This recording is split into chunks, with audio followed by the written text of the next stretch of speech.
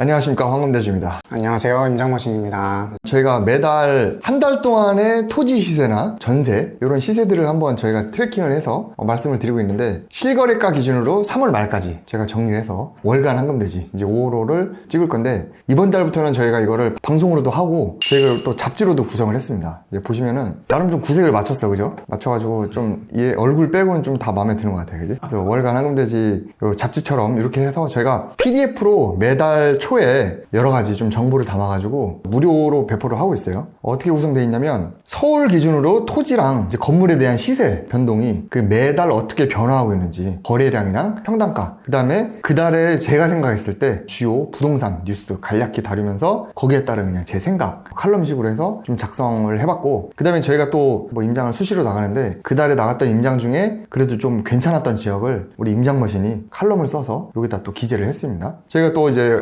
황금대지 정규 강의를 들었던 분들은 또 커뮤니티가 있어요. 매달 모임도 하고, 건물 지은 분들 있으면 또 축하도 하고, 특강도 하고, 뭐 골프도 치고 막 합니다. 뭐 그런 소식지처럼 해서 황금대지 커뮤니티에 대한 소식 이런 것도 좀 담고, 마지막으로 임장머신이 찾아온 땅 중에 또 괜찮은 땅 있으면은 저희가 예쁘게 또 포장을 해가지고 매물 추천하는 것까지 아주 그냥 컴팩트하게 딱 담아서 잡지 형태로 해서 매달 초에 발간을 할 예정입니다. 그래서 파일은 저희가 영상에도 달아놓을 거고, 커뮤니티, 뭐 인스타, 카페 이런 데 다 이제 배포를 해놨으니까 관심 있는 분들은 매달 오셔가지고 참고를 하시면 좋을 것 같습니다. 지금 또 요 유튜브 영상으로 좀 요약을 해서 한번 알려드리도록 하겠습니다. 이게 또 뭐 다운받아서 보는 거 귀찮다 하는 분들은 이거 영상 틀어놓고 설거지 하면서 가볍게 한번 보시면 좋을 것 같아요. 자, 일단 이거는 서울의 주거용 건물의 매매, 거래량과 평당가를 제가 한 2년 반치를 그래프로 나타낸 거예요. 일단은 뭐 작년에 시장이 계속 안 좋아서 추세가 쭉 떨어지는 거는 이걸 챙겨보셨던 분들은 아시겠죠? 쭉 떨어졌었는데, 그래도 올해 들어서면서 이제 아파트 시장도 조금 반등을 하듯이 건물 시장에도 조금은 매수세가 좀 생겨나는 것 같습니다. 거래량이 지금 3월까지 쭉쭉 올라오고는 있는데, 그래도 절대적인 거래량으로 보면은 여전히 낮긴 낮죠. 그런 점도 있고, 그리고 실제로 이제 거래는 늘어나고 있지만 조금 안 좋다고 보이는 거는 가격. 파란색이 이제 평당가거든요. 평당가는 조금 감소 추세에 확실히 들어선 것 같다, 이런 게 좀 보이는 것 같습니다. 이제 추세적으로는 이렇다, 일단 현황은. 저희가 작년에만 볼 때만 하더라도 그 작년 여름 때 고금리 이슈 터지면서 거래량이 급감을 했는데, 그럼에도 불구하고 가격은 보합이거나 좀 심지어 올랐었는데, 그 연초 들어서부터는 거래량이 좀 회복이 되고 있어요. 거기에 따라서 거래되는 평당가가 조금씩 좀 조정이 되고 있는 것 같다. 사실은 이제 고금리 때문에 사리던 분들이 이것도 기회일 수 있겠구나 해가지고 조금씩 덤벼드는 분들이 계시는 것 같아요. 싼 것들은 소화가 되고 있다, 이렇게 보시면 되죠. 일단 역사적으로 토지 시세가 이렇게 하향세 구간에 있는 거는 이제 경제 위기, 뭐 IMF 이럴 때밖에 없기 때문에 역사를 보고 이제 저점으로 매수하시는 분들도 있는 것 같고, 하향의 제일 큰 원인은 저는 그거 같아요. 이 주택 건물은 사서 빌라를 짓거나 근생을 짓거나 디벨롭용 매물이잖아요. 기본적으로 지금 빌라가 많이 안 좋잖아요, 시장이. 분양 시장도 안 좋고 전세 시장도 안 좋다 보니까 일단 빌라 업자분들이 많이 안 사는 거, 이게 영향이 제일 크지 않나? 그런 생각도 좀 들고요. 분양도 안 되지만 또 빌라에 대한 분양 시세도 많이 내려갔어요. 그래서 사실은 땅 사고 지었을 때 크게 남는 게 예전 같지는 않으니까 업자분들이 요즘에는 좀 다른 걸 하는 거 아닐까.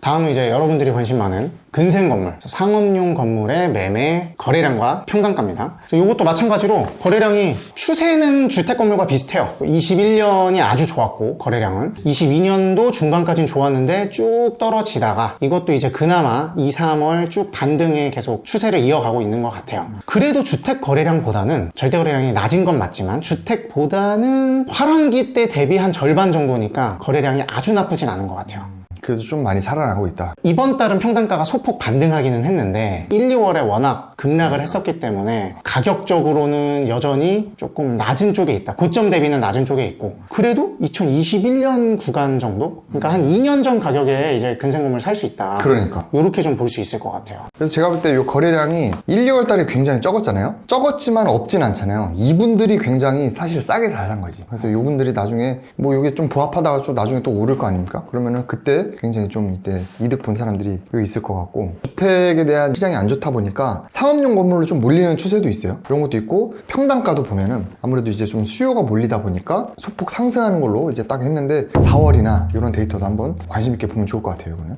자, 그럼 원룸. 원룸이 이제 저는 조금 눈에 띄었습니다. 이것도 거래량은 이제 1, 2월이 이사철이기 때문에 거래량이 더 많이 올라올 줄 알았는데 덜 올라와서 지난달까지 조금 의아했거든요.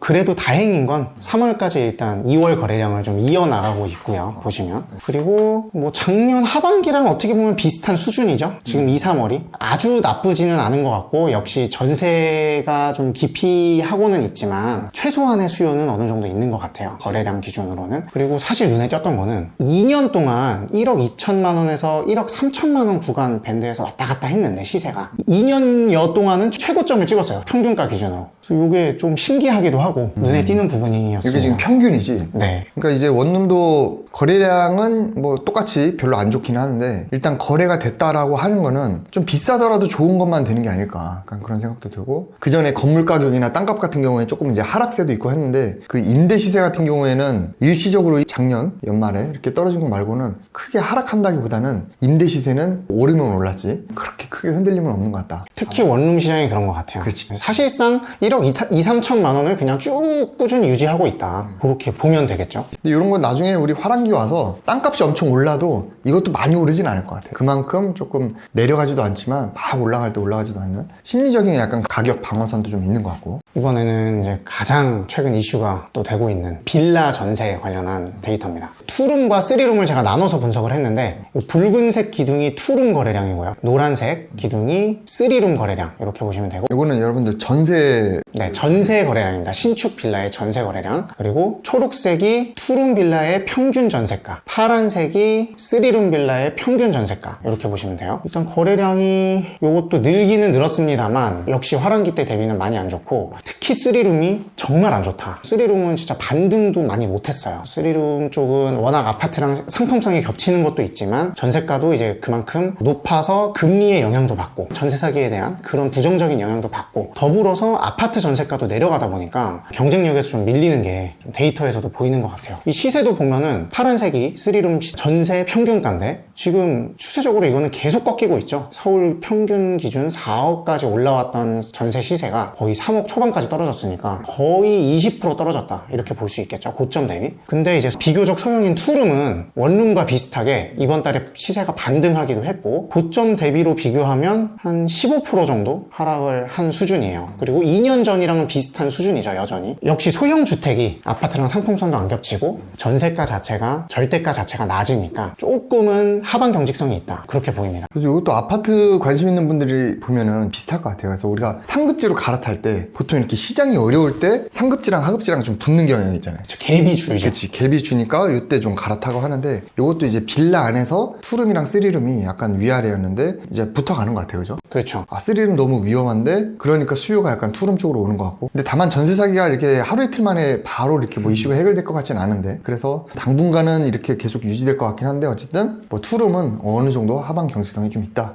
이렇게 보시면 될 것 같아요. 이번에는 3월에 업데이트된 3월 실거래 시세를 전년, 전전년과 비교를 해봤습니다. 이거는 주택 건물의 매매 거래량과 평당가를 나타낸 거고 우측은 상업용 건물 거래량과 평당가를 비교를 해본 거예요. 보시면 거래량은 앞에 추세에서 봤듯이 거래량은 계속 안 좋긴 합니다. 하지만 이제 평당가를 보면 놀라운 결과죠. 일단 주택도 시세가 내려가고는 있지만 작년과 유사한 수준 정도 8%면 아파트나 이런 거 무너진 거 대비 하락률이 나쁘지 않고 전전년 대비해서는 상승을 했다. 10% 이상. 근생은 2022년 데이터는 좀 유독 튀었던 것 같아요. 요거는 조금 애매하기는 한데 어쨌든 2023년을 2년 전과 비교해보면 거의 30% 올라있죠. 2천만 원이 올라있는 거니까. 그래서 역시 땅값은 하방 경직성이 거래량이 준다고 건물주들이 가격을 잘 내리진 않는다. 네. 그렇게 보시면 됩니다. 그래서 시세는 이 정도로 간략히 마무리하고요. 매달 다루니까 추세를 계속 같이 스터디해 나가시면 투자하는 데 도움이 되실 것 같습니다.